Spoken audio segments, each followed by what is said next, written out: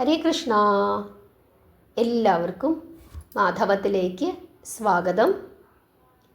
ശ്രീമദ് ഭഗവത്ഗീത അധ്യായം 3 കർമ്മയോഗ, ശ്ലോകം 27.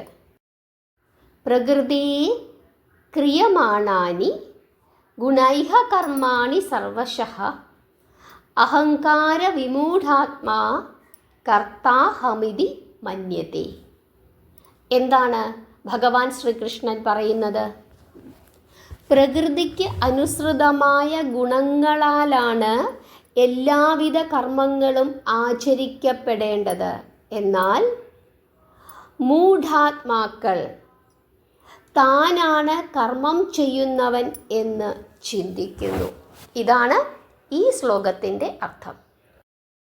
ഇവിടെ ഒരു മനുഷ്യൻ അവൻ്റെ ഭാഗത്തു നിന്നും എന്തെങ്കിലുമൊക്കെ ചെറിയ കാര്യങ്ങൾ ഉണ്ടായാൽ അതെല്ലാം താനാണ് ചെയ്യുന്നത്, താൻ കേമനാണ്, ഈ കർമ്മങ്ങളുടെ എല്ലാം ഉത്തരവാദിത്വം, ഈ നേട്ടങ്ങളുടെ എല്ലാം ഉത്തരവാദിത്വം എൻ്റെ കഴിവാണ്, ഞാൻ എന്ന ഭാവം, ആ അഹങ്കാരം ഒരു മനുഷ്യൻ ഉണ്ടാക്കിയെടുക്കുന്നു എന്നുള്ളതാണ് ഇവിടെ നമ്മൾ സാധാരണയായിട്ട് കാണുന്നത്.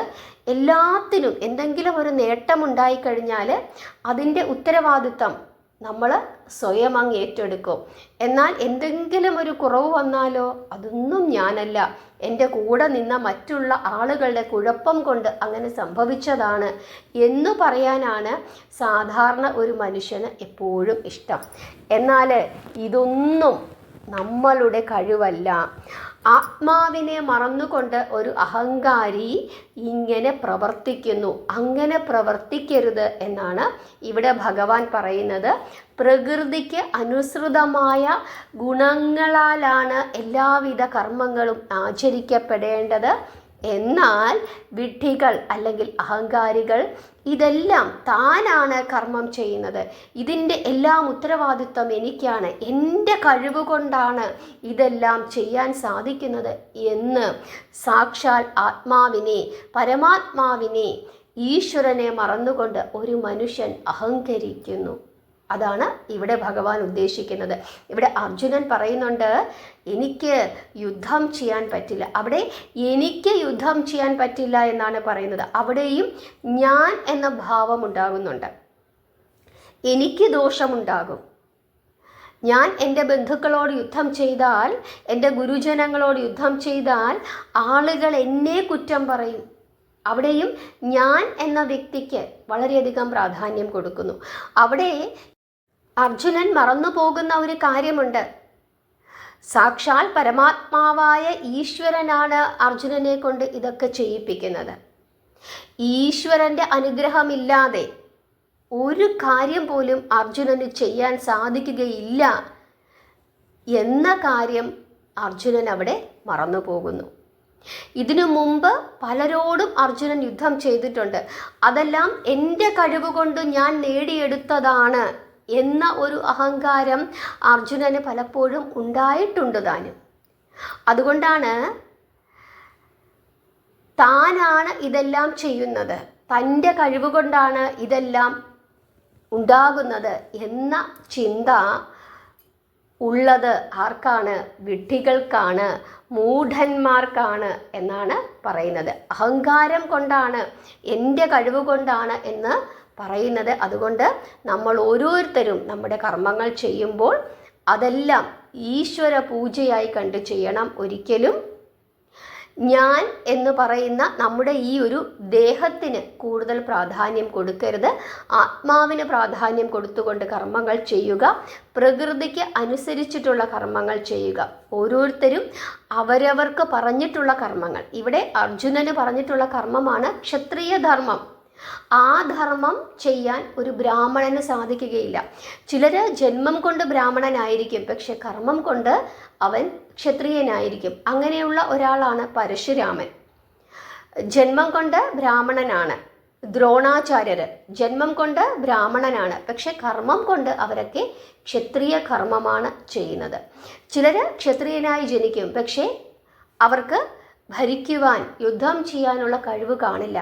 അവർ കർമ്മം കൊണ്ട് ബ്രാഹ്മണനോ അല്ലെങ്കിൽ മറ്റെന്തെങ്കിലും ഒരു ധർമ്മത്തിലോ എത്തിപ്പെടുന്നതാണ്. അങ്ങനെയാണ് വർണ്ണങ്ങൾ ഉണ്ടാകുന്നത്. നമ്മൾ ഓരോരുത്തർക്കും ഈശ്വരൻ ഓരോ കഴിവുകൾ തന്നിട്ടുണ്ട്. ആ കഴിവുകൾ ഉപയോഗിച്ചിട്ട് നമ്മുടെ കർമ്മങ്ങൾ ചെയ്യുക. അതെല്ലാം ഈശ്വരൻ്റെ നിശ്ചയമാണ് എന്ന് കരുതിക്കൊണ്ട്, ഈശ്വരൻ്റെ പാദപൂജയായി കണ്ടുകൊണ്ട്, ഭഗവാൻ നമ്മളെ കൊണ്ട് ചെയ്യിപ്പിക്കുന്നതാണ് എന്ന് കണ്ടുകൊണ്ട്, ഇതൊന്നും നമ്മുടെ കഴിവ് കൊണ്ട് സംഭവിക്കുന്നതല്ല എന്ന് മനസ്സിലാക്കിക്കൊണ്ട് മുമ്പോട്ട് പോകണം.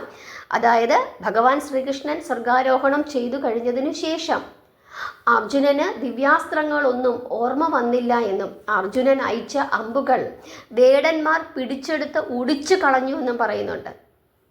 അവിടെ ഭഗവാന്റെ സാന്നിധ്യം ഇല്ലാതിരുന്നത് കൊണ്ട് എത്ര തന്നെ പഠിച്ചിട്ടും അവിടെ അർജുനൻ അത് ഉപയോഗിക്കുവാൻ സാധിച്ചിട്ടില്ല. നമ്മൾ പലപ്പോഴും നന്നായി പഠിച്ചിട്ട് പരീക്ഷ എഴുതാനായിട്ട് പോകും.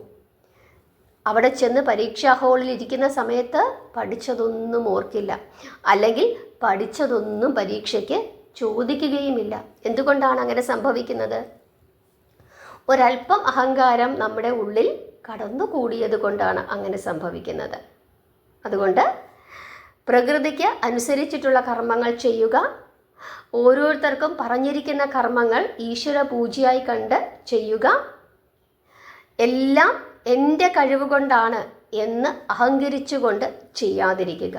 ഇതാണ് ഈ ശ്ലോകത്തിലൂടെ ഭഗവാൻ ശ്രീകൃഷ്ണൻ നമുക്കെല്ലാവർക്കും ഉപദേശിച്ച് തരുന്നത്. എല്ലാവർക്കും ഈ ശ്ലോകത്തിൻ്റെ അർത്ഥം മനസ്സിലായി എന്ന് വിശ്വസിക്കുന്നു.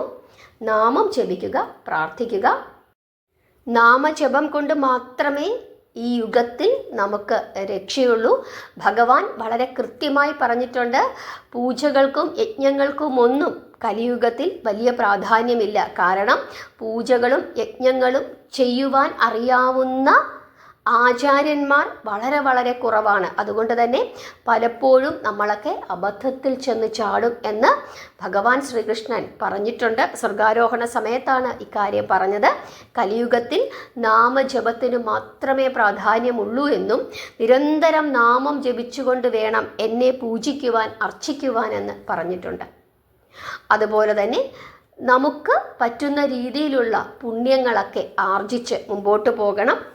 വളർത്തുമൃഗങ്ങളെ പരിപാലിക്കണം, പ്രത്യേകിച്ച് പശുക്കളെ പരിപാലിക്കണം. ഗോപൂജ വളരെ വളരെ ശ്രേഷ്ഠമായ കാര്യമാണ്. പശുക്കൾക്ക് ആഹാരം കൊടുക്കുക, അവരെ പൂജിക്കുക. അങ്ങനെ ചെയ്തു കഴിഞ്ഞാൽ എല്ലാ വിധത്തിലുള്ള ഐശ്വര്യങ്ങളും നമുക്ക് ഉണ്ടാവുകയും നമ്മുടെ പാപങ്ങൾ, മുൻജന്മ പാപങ്ങൾ പോലും കുറയുകയും എല്ലാ വിധത്തിലുള്ള ഐശ്വര്യങ്ങൾ നമുക്ക് ഉണ്ടാവുകയും ചെയ്യും. അതുപോലെ അന്നദാനം പോലെയുള്ള ശ്രേഷ്ഠങ്ങളായ കർമ്മങ്ങൾ അനുഷ്ഠിക്കുക. അന്നദാനം കാശിയിൽ ചെയ്യാനുള്ള സൗകര്യമുണ്ട്. അതാണ് ശരിക്കും പറഞ്ഞു കഴിഞ്ഞാൽ അന്നദാനം.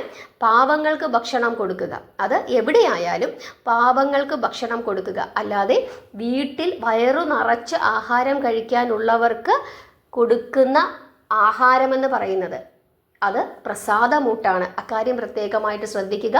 നമ്മളിപ്പോൾ ക്ഷേത്രത്തിലൊക്കെ പോയി കഴിയുമ്പോൾ നമ്മൾ എന്ത് ചെയ്യും? അവിടെ നിന്നും ആഹാരം കഴിക്കും, ഇല്ലേ? അന്നദാനം എന്ന പേരിലാണ് കഴിക്കുന്നത്. ശരിക്കും അത് അന്നദാനമാണോ? നമുക്കൊക്കെ 4 നേരം കഴിക്കാനുള്ള ഭക്ഷണം നമ്മുടെ വീട്ടിലിരിക്കുമ്പോഴാണ് നമ്മൾ പോയിട്ട് എന്ത് ചെയ്യുന്നത്? ആ ഭക്ഷണം മേടിച്ച് കഴിക്കുന്നത്. അത് ഒരിക്കലും അന്നദാനം എന്ന പേരിൽ നിങ്ങൾ കരുതരുത്. അത് പ്രസാദമൂട്ടാണ്. അന്നദാനം ശരിക്കും പാവങ്ങൾക്ക്, ഒരു നേരം പോലും ആഹാരം കഴിക്കുവാനില്ലാത്ത പാവങ്ങൾക്ക് കൊടുക്കുന്നതാണ് അന്നദാനം. അതുകൊണ്ട് തന്നെ അന്നദാനം ചെയ്യാനായിട്ട് നിങ്ങൾ ശ്രദ്ധിക്കുക. കാശിയിൽ അന്നദാനം നടത്താൻ ആഗ്രഹിക്കുന്നവർ നമ്മുടെ വാട്സപ്പ് കൂട്ടായ്മയിൽ ജോയിൻ ചെയ്യുക. ആ വാട്സപ്പ് കൂട്ടായ്മയിൽ ജോയിൻ ചെയ്തതിന് ശേഷം അതിനകത്ത് നമ്മൾ അന്നദാനം നടത്തുന്ന ആളുകളുടെ വീഡിയോയും മറ്റു കാര്യങ്ങളൊക്കെ തന്നെ നമ്മൾ ഇടാറുണ്ട്. നിങ്ങൾക്ക് ആർക്കെങ്കിലും അതിന് താല്പര്യമുണ്ടെങ്കിൽ എൻ്റെ ഫോൺ നമ്പറിൽ ബന്ധപ്പെടുക. എൻ്റെ ഫോൺ നമ്പർ വാട്സപ്പ് ഗ്രൂപ്പിൽ കയറി കഴിയുമ്പോൾ നിങ്ങൾക്ക് ലഭിക്കുന്നതാണ്. എല്ലാവരും പ്രാർത്ഥിക്കുക, നാമം ജപിക്കുക. ഹരേ കൃഷ്ണ.